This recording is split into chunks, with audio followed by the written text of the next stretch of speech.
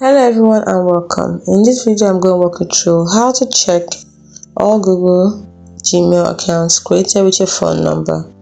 Unfortunately, there isn't a direct way to check all the Google or Gmail accounts created with your phone number because of Google's privacy policy prevents them from disclosing this information to anyone other than the account holder.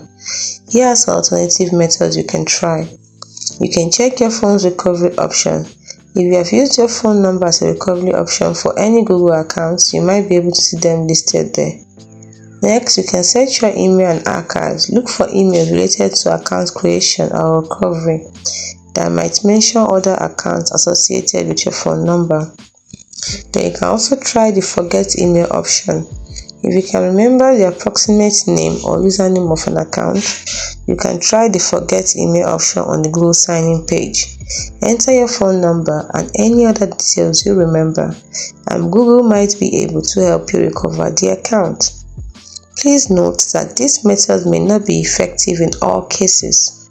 If you're concerned about unauthorized accounts being created with your phone number, you can take steps to improve your account security, such as using strong passwords, enabling two-factor authentication, and keeping your phone number updated.